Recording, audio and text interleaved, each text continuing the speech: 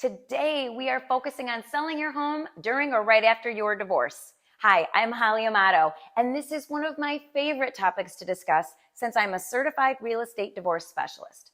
Throughout my career, the majority of my business has come from people going through a divorce. I have always had a passion for helping people in this predicament as I had such a difficult divorce and was completely clueless in 2011 when I found myself having to walk through it. My story was different than most as I was not able to keep or sell my home. If you find yourself in that situation, I'm here to tell you you can and will get through it and come out on the other side. Now, there are pros and cons to keeping the marital home, but I find it most equitable to sell and split the proceeds and move forward with a clean slate. Everyone has different circumstances, and sometimes keeping the home is warranted. Real estate is cyclical and pricing is up and sometimes it's down, but it always has value. The only reason I would truly recommend holding and not selling during a divorce is if you find yourself in a buyer's market where it's tougher to sell and pricing isn't offering you the best opportunity. Think back to 2006 to 2009. Now, that was an actual crash, and homes were truly at rock bottom value. But fast forward to 2021, and we experienced the biggest jump in value in recent history. Same home, different economic timing. You can't always choose the market, but you can choose your timing when you sell.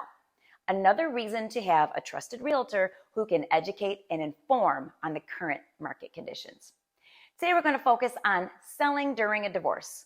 Let's backtrack just a bit for a moment and discuss your plan when you do sell and need to hand over the keys. Where will you go? Living with family for a short period of time, renting while you decide where you want to go, or until the market shifts in your favor so that you can get a home in your current situation? Or have you obtained a pre-approval letter from your trusted lender which clearly shows what you can afford to buy? We don't want to put the cart before the horse, and we don't want to see you homeless. Before you list, you need a solid plan for where you and your kids, if you have them, will go. Your realtor will sit down with both you and your spouse or ex-spouse and discuss comparable sales in your area to determine a solid listing price. He or she should be able to advise where you want to list to achieve top dollar for your home without listing outside what we call the sell zone. Listing too high will only put you in a position to have your home sit on the market longer than necessary and receive less than you would have had it been listed inside that sell zone. The longer a home stays on the market, the lower the offers will be when they come in. The best time to get top dollar is the first week on the market. Be sure to ask your agent how she or he will be marketing your home to get the maximum exposure offline and online. Choosing your realtor is critical. You want to know if they've worked with clients going through divorce and ensure they can make the timeline work for you. You want to be able to transition to your next place without having to live in a hotel for a while. You play a huge role in the marketing process of your home. The number one resource your realtor has in advertising your property is the photos and video taken by a professional photographer. Do not hire a realtor who uses their iPhone to take photos and does not invest in presenting your home in the best possible light. Now, staging your home is absolutely critical in optimizing the photos and video and endearing buyers to it before they even show up for a showing. I always provide a staging guide to my sellers to ensure their home is presented in the best possible light.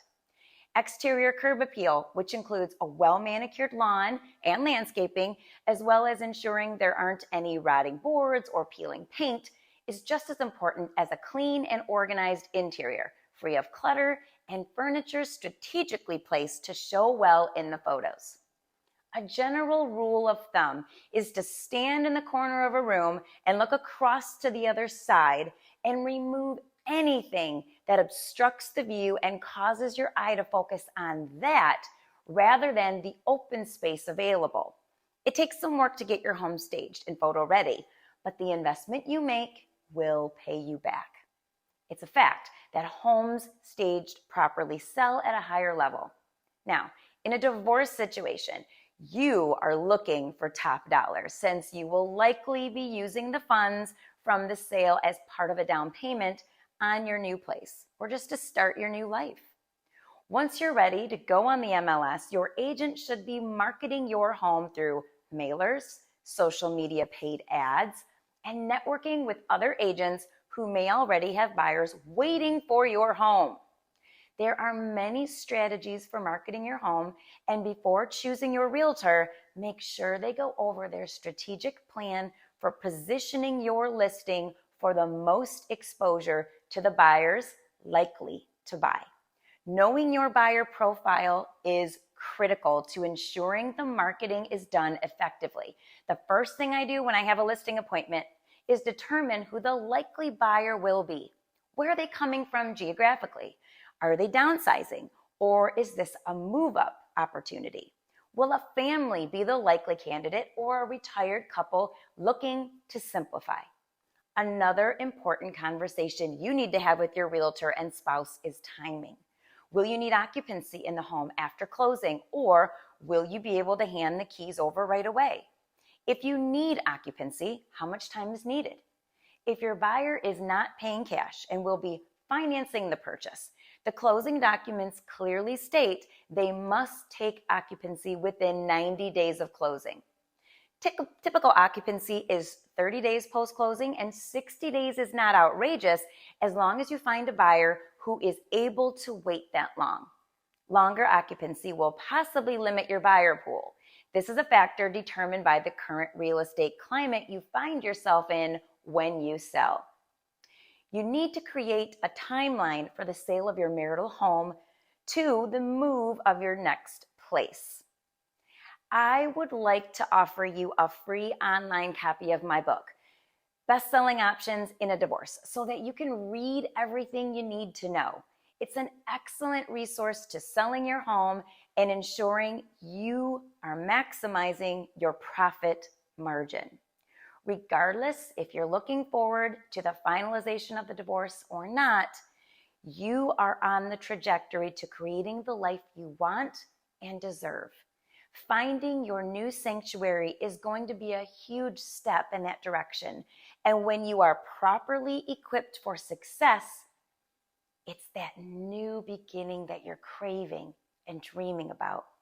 You are meant to thrive, and divorce is no small thing, but you can and will find your way to the other side.